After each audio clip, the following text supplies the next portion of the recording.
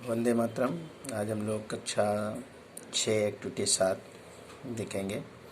इसमें हम नाउ और बिफोर का यूज करना सीखेंगे। नाउ का यूज यानी प्रेजेंट टेंस के लिए होता है और बिफोर का यूज यानी पास्ट के लिए। जया एंड, तो चलो अब हम देखते हैं।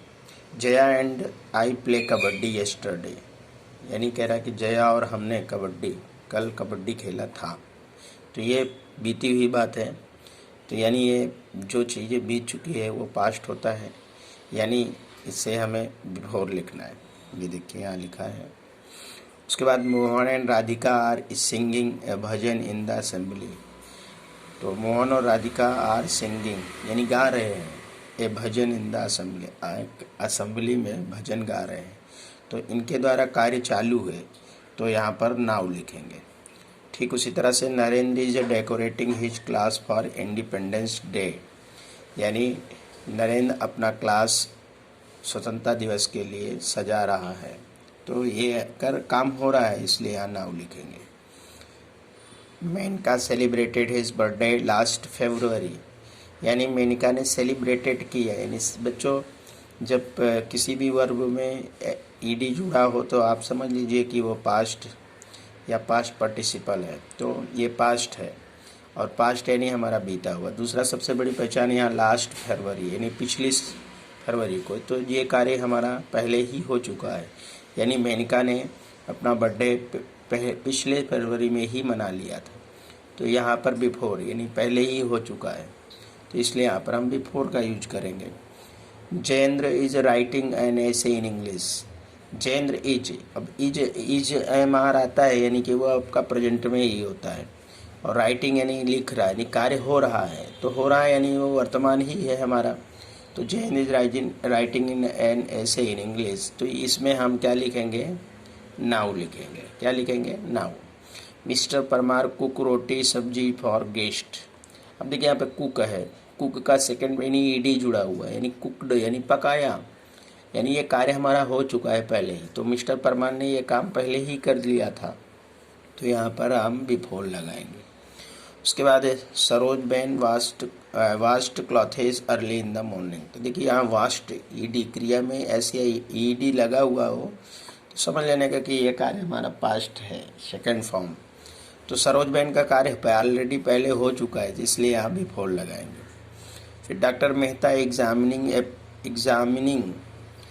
A patient in his hospital. देखिए इज एग्जामिनिंग मतलब कार्य चल रहा है, डॉक्टर मेहता अपने जो पेशेंट है, मरीज है, उसको देख रहे हैं, तो यहाँ पर हम नाउ लगाएंगे। इस तरह से बच्चों आपको ये 10 तक की एक्टिविटी करना है। तो आप कैसे अंदाज़ा लगाएंगे? देखिए यहाँ पे प्रिपेयर्ड, देखिए प्रिपेयर्ड यानी क्रिया के सेकेंड फॉर्म, यानी यहाँ पर हम बिफोर लगाएंगे। दूसरा जिगर एंड जिक्सा आर स्कीपिंग। आर है स्कीपिंग, क्रिया चल रही है, यानी कि हम यहाँ पर नाउ लगाएंगे। Prakash travel by cycle, travelled ED लग गया, यानी ये पास्ट है, यानी बिफोर का यूज करेंगे। Javed covered the open fruits. अब यहाँ देखिए कवर ईडी लगे यानी पास्ट टेंस, यानी यहाँ पर हम बिफोर का यूज करेंगे। Devangi is practising garba. Is practising यानी इज एम आर आई, यानी वो आपका प्रेजेंट होता है, यानी कार्य चालू है, प्रेजेंट कंटिन्यूअस है। तो यहाँ पर हम क्या लगाएंगे बच्चों? नाउ लगाएंगे। Nero and Janaki helped Tanvi. अब देखिए यहाँ हेल्प के बाद ईडी लगा है, यानी ये क्रिया की सेकेंड फॉर्म हो गई, यानी आपको क्या लगाना है? यहाँ पे बिफोर लगाना है, ये आपका पास्ट टेंस है। Mister Desai arranged the programme. देखिए यहाँ पर अरेंज को ध्यान से देखिए, ईडी लगा है, यानी कि ये पास्ट है, यानी यहाँ हम बिफोर लगाएंगे। My mother is writing a letter. देखो इज राइटिंग और क्रिया में आईएनजी लगा और इज लिखा है, समझ लीजिए ये प्रेजेंट कंटिन्यूअस टेंस है, तो ये हमारा नाउ लगेगा। I walked the 3 kilometre. तो यहाँ वॉक को ध्यान से देखिए, ईडी लगा यानी ये पास्ट हो गया, और पास्ट हुआ यानी हम बिफोर जोड़ेंगे। ठीक है बच्चों। अब 10वां है कि आशीष भाई पास्टेड फोटोग्राफ। तो पेस्टेड फोटोग्राफ, तो यहाँ पेस्टेड है यानी ईडी लगा है, यानी आपका पास्ट हो गया। समझ में आया? तो इस तरह से आप ये एक्टिविटी बिफोर और नाउ करके कर सकते हैं। नीचे शब्दों में TER ER और लगा के जोड़ना है। जैसे DOCT, अगर हम इसमें ER जोड़ते हैं तो ये डॉक्टर हो जाता है। पोस्ट है तो पोस्टर है ना, या पोस्टर नहीं, इसमें हम POTTER कर दे तो पॉटर हो जाएगा। फिर या शॉपकीपर, ER इसमें जोड़ देंगे तो शॉपकीपर बन जाएगा। ड्राइवर, ड्राइव है तो ER जोड़ेंगे तो ड्राइवर बन जाएगा। टीच है, ER जोड़ेंगे तो टीचर बन जाएगा। Engineer, ER engineer. Conductor, conductor में ER जोड़ दीजिए, OR जोड़ दीजिए तो कंडक्टर। फ्रूट सेलर, ER जोड़ दीजिए। तो इस तरह से आप ये सेंटेंस बनाएंगे। अब बच्चों हम जो एक्टिविटी 8 देखेंगे ये बहुत ही मज़ेदार और इंटरेस्टिंग है, थोड़ा सा ध्यान से समझिएगा। इसमें आप तारीख के आधार पर दिन निकाल सकते हैं, चाहे वो किसी भी साल की क्यों ना हो, कोई भी साल हो, चाहे 1918 हो, चाहे 1917 हो, चाहे 1920 हो, चाहे 1921 हो, चाहे कोई भी हो। मतलब इसमें तारीख के आधार पर हम दिन निकाल सकते हैं कि 15 अगस्त 1947 के दिन कौन सा, मतलब जैसे यहाँ पर एग्जांपल दिया गया है कि भाई 15 अगस्त 1947 के दिन कौन सा दिन रहा होगा। तो बच्चों इसके लिए सबसे पहले करना क्या है कि आपको सबसे पहले उसकी सेंचुरी आइडेंटिफाई करनी है। जैसे दिन हमारा दिया है कि 15, देखिए यहाँ पर दिया है ना 15 अगस्त 1947, तो ये आपको सेंचुरी यानी शताब्दी वर्ष कौन सा है, 1947। और जो 1947 है वो कौन सी शताब्दी आती है, तो 1947 यानी हमारी 20वीं शताब्दी आती है, ठीक है। और इसके पहले 1847 होता तो वो कौन सी शताब्दी आती, तो वो हमारी 19वीं शताब्दी आती। और उसके पहले 1747 होता तो वो हमारी कौन सी आती, 18वीं शताब्दी। लेकिन आज के समय में चल रहा है 2020, तो 2020 हमारी कौन सी शताब्दी है, 21वीं शताब्दी है, ठीक है। तो आपको शताब्दी याद रखना है कि अगर 19वीं है, 1947 है यानी 1900 से लेकर 19 यानी 2000 तक के पहले में, तो वह 19वीं शताब्दी यानी 20वीं शताब्दी है। फिर जो अभी ये चल रहा है ये हमारी 21वीं शताब्दी है। तो सबसे पहले आपको शताब्दी पर ध्यान देना है। फिर उसके बाद जो शताब्दी है उसको 4 से भाग देना। हम इसी को लेते हैं उदाहरण, जैसे डिवाइड द सेंचुरी बाय 4, तो ये जो 1947 है वो 20वीं शताब्दी है और 20 को 4 से भाग करिए। भाग देने के बाद उसका निःशेष मतलब शेष कुछ भी नहीं बच रहा है। कैसे, हमने यहाँ 4 से भाग कर दिया 20 को, तो 4 पंचे 20 कट गया, क्या इसका कोई शेष बचा, नहीं। तो यानी इसका रिमाइंडर को हिंदी में शेष कहते हैं। तो इसका जो रिमाइंडर आया वो 0 आया। क्या आया, 0। अच्छा मान लीजिए अगर हमारी, मान लो हमने लिखा 2008, तो ये हमारा पूरा कट जाएगा, ठीक है। यानी 4 पंचे 20, 4 दूनी 8 है ना, 4 पंचे 20 और एक 0, 4 दूनी 8, यानी इसका भी कोई शेष नहीं बचा है ना। चलो बाद में चर्चा करेंगे इस पे। अब क्या देखना है, now observe the table given below, यानी अब ये जो नीचे टेबल दिए हैं उनको ध्यान से देखना है।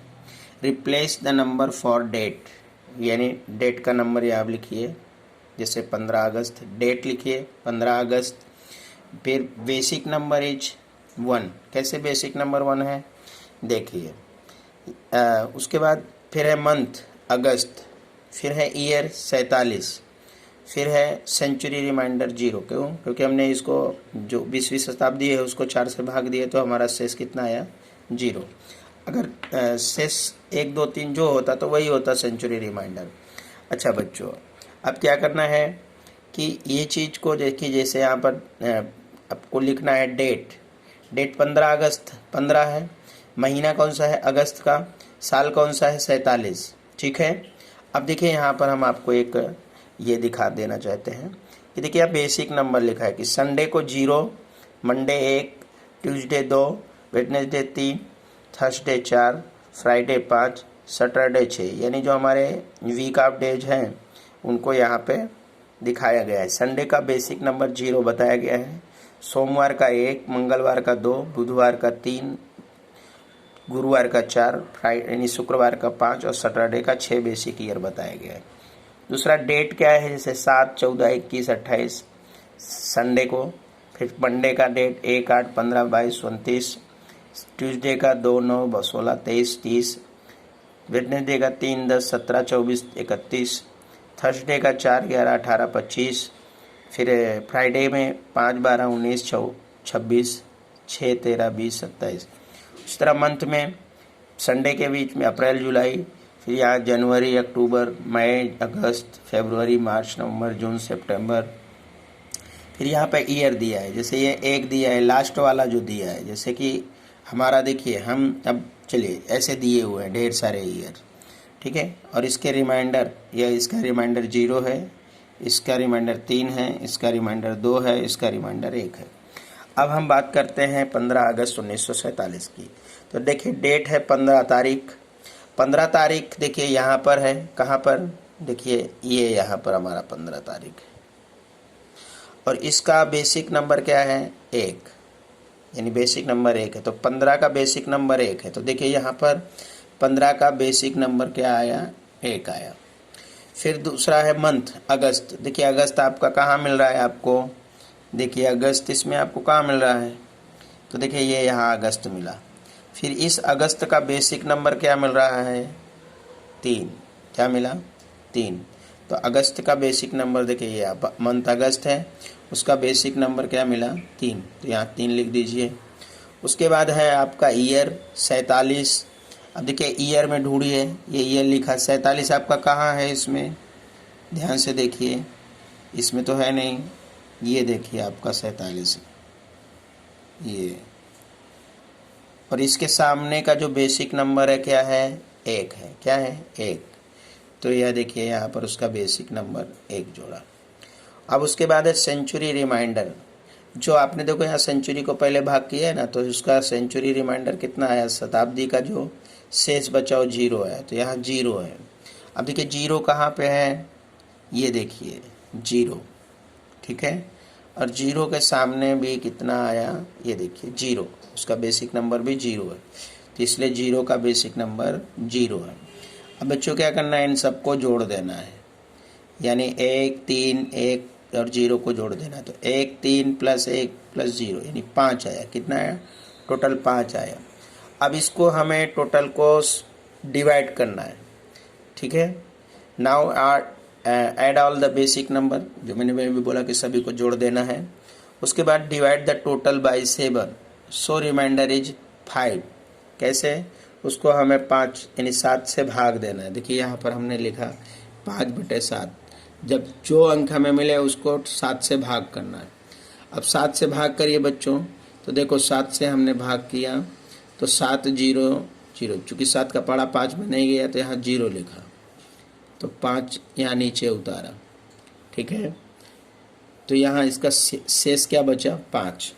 तो इसका जो शेष बचा वो हमें क्या मिला, 5 मिला। देखिए ये, सो द रिमाइंडर इज 5, ये हमें शेष 5 मिला।